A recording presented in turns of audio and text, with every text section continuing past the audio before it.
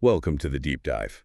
Today, we're doing a quick tour, sort of a historical roadmap, hitting the key points from the Renaissance all the way to the Enlightenment. We're using a study guide Q&A format to really nail the essentials. Ready? Absolutely. It's amazing how these periods flow into each other. Let's start with the Renaissance. Okay, first up on the guide, what was the Renaissance? Well, in simple terms, it's a rebirth, a revival of classical ideas, from ancient Greece and Rome, art, architecture, the whole lot. A rebirth, and that ties into humanism, right? What's the definition there? Right. Humanism was a big part of it. It's basically an interest in human achievements, potential, individualism, a bit more secular, less purely focused on religion. So what specifically were these Renaissance humanists digging into? They were all about the classics and humanities, so history, literature, art, things that explored the human experience itself. And the guide asks where this all began, who kicked it off, and why there. Italy, specifically Florence, is often cited. You had powerful families like the Medici, trade was booming, which meant more wealth, and that wealth funded the arts. Patronage, they called it. Ah, patronage. Okay, and Brunelleschi. What were his big accomplishments? Oh, huge figure. He designed Il Duomo, that massive dome in Florence, an engineering marvel, and he also invented linear perspective in art. Game changer for realism. Right, perspective. So what are the key features we should look for in Renaissance art? You'll see those classical themes, but also Christian ones. Very realistic portrayal of the human body and that use of perspective to create depth. And architecture followed suit. Definitely. Lots of classical stuff reappeared, domes, columns, arches. Think Roman temples, but, Renaissance style. What about literature during this time? Big shift there was, writing in the vernacular, the everyday language people actually spoke, not just Latin. Plus, more poetry, not just prose. Made it more accessible. Okay, quick hits. Famous Renaissance art. Oh, the big ones. Leonardo's Mona Lisa, The Last Supper. Michelangelo's David, the Sistine Chapel ceiling. Raphael's School of Athens, just iconic stuff. And famous literature. Machiavelli's The Prince. Dante's Divine Comedy, though technically a bit earlier, it's influential. And Shakespeare, of course, later in the period. All right, let's give it to the Reformation. The study guide asks, why were people upset with the Catholic Church? Yeah, there were quite a few reasons building up. Selling indulgences, basically paying to have sins forgiven, was a major one. Simony, selling church positions. Plus, the Bible and Mass were only in Latin, which most people couldn't understand. Well, general corruption. And someone tried to translate the Bible into English. That was William Tyndale. He did translate it, but it cost him. He was executed for heresy. Shows how tightly the church guarded access to Scripture then. Wow. So who actually started the Reformation and how? That's generally credited to Martin Luther. Yeah. He nailed his 95 Theses, basically 95 arguments against church practices, especially indulgences to a church door, that really kicked things off. And his ideas led to the first Protestant group. Yep, Lutheranism. It became really popular, especially in Northern Europe. Now, King Henry VIII, he started his own church. Why was that? He founded the Church of England, or Anglicanism, the main reason. He wanted a divorce, and the Pope wouldn't grant it. So he made himself head of the church in England. Simple as that, really. Politics and religion mixing. Okay, what about predestination? Which group believed in that? Predestination, the idea that God already decided who's going to heaven or hell, that was a core belief of Calvinism, founded by John Calvin. How did the Catholics fight back the Counter-Reformation? They did several things, focused on converting people in the New World and Asia, started the Jesuit order, very focused on education and missionary work. They banned indulgence sales eventually and reaffirmed core Catholic belief. This tension led to war, right? The 30 Years' War. What started it? The trigger was the Defenestration of Prague. Basically, some Protestant officials threw Catholic representatives out of a window. Bit dramatic. Definitely dramatic. What were the outcomes of that long war? It eventually led to a kind of peace between Protestants and Catholics, but it weakened the Holy Roman Empire significantly and helped France become a major power. And what invention helped the reformers spread their message so effectively? The printing press. Absolutely crucial. It let them print Bibles in common languages and pamphlets with their ideas, spreading them like wildfire. Right. Okay, let's sail into the Age of Exploration. Why did it even begin? A few key drivers. They wanted a sea route to Asia to bypass land routes for trade spices, silks, Spreading Christianity was another big goal. And frankly, national glory and adventure. Who's credited with discovering the Americas? For Europe, anyway. Christopher Columbus in 1492. His voyages opened up sustained contact between the Old World and the New World. But who found the sea route to Asia? That was Vasco da Gama from Portugal. He successfully sailed around Africa to India. And England got involved, too. Yes, John Cabot explored parts of North America for England, claiming lands there. Who was the first to circle the globe? Ferdinand Magellan's expedition gets the credit, though Magellan himself didn't survive the whole trip. What was the Columbian Exchange? Sounds important. Hugely important. It was the massive exchange of plants, animals, diseases, technology, ideas, and people between the Old World, Europe, Africa, Asia, and the New World, the Americas. Changed everything, really. And England rose to power during this era. Under which ruler? Queen Elizabeth I.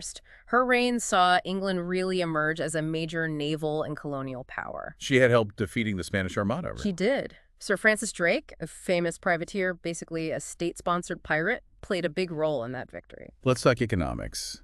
Mercantilism, what kind of system was it? It's generally seen as a type of a command economy. The government heavily controlled trade to build national wealth. Not much free market there. So what were the goals, and how did they try to achieve them? The main goal was to pile up wealth, especially gold and silver. Strategies included setting up colonies to get raw materials and sell goods, and trying to export way more than you import. Got it. Okay, quick dive into the Americas. Maya, Aztec, Inca. Where were the Maya? Yucatan Peninsula, Mesoamerica. Think southern Mexico, Guatemala, Belize. And their achievements. Impressive stuff. Stone pyramids like Chichen Itza, a very accurate 365-day calendar, and a base 20 number system, including the concept of zero. Government. Society. They were organized into independent city-states, each ruled by its own monarch, not one unified empire. How did they farm in the rainforest? Yeah. And did it cause problems? They used slash-and-burn agriculture, clear land, farm it, move on. But yeah, over time, it led to deforestation, depleted soil, maybe famine, contributing to why they abandoned some major cities. Religion. Main god. Polytheistic many gods. Kukulkan, the feathered serpent, was a big one. Similar figures pop up elsewhere, too. Okay, on to the Aztecs.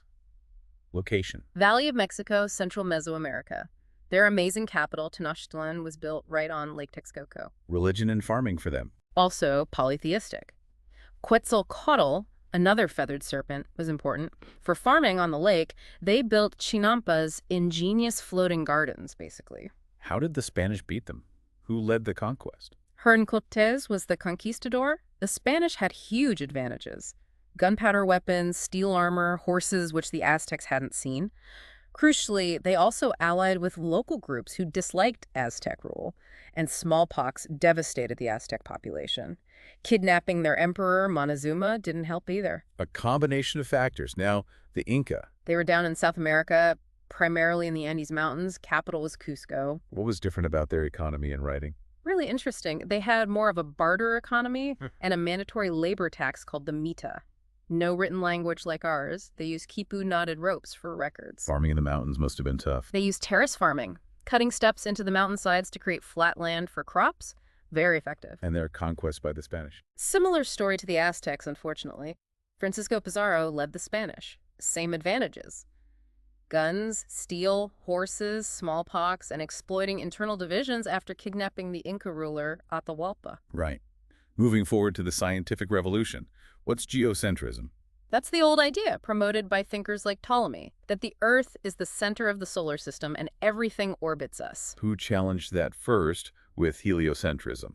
Nicholas Copernicus proposed the heliocentric model, the sun at the center. Big shift. But orbits aren't perfect circles, are they? No. Johannes Kepler figured out they orbit in ellipses, sort of stretched circles. What about Galileo? What were his big contributions? Galileo was huge. He improved the telescope and used it for astronomical observation, providing strong evidence for heliocentrism. He also studied motion, showing objects fall at the same rate regardless of mass, challenging Aristotle. Used observation and experiment. But he got in trouble for it. Yes, famously. The Roman Catholic Church wasn't happy with heliocentrism challenging scripture. He was arrested, forced to recant his ideas. Who developed the scientific method we use today? It wasn't just one person, but Francis Bacon and René Descartes are key figures in developing its principles, emphasizing observation, experimentation, logic, and skepticism. And Isaac Newton. Newton tied a lot together, developed the laws of motion and the law of universal gravitation. Calculus, too. Just Monumental. Any key inventions from this period? Barometer, thermometer. Yes, Torricelli invented the barometer to measure atmospheric pressure. Fahrenheit developed the mercury thermometer with its familiar scale. What about medieval alchemy? Was that related? Sort of a precursor. Alchemists used experimentation, trying to turn base metals into gold, find elixirs. It wasn't modern science, but it laid some groundwork for experimental techniques. Okay, last section. The Enlightenment. The guide mentions identifying its ideals in text.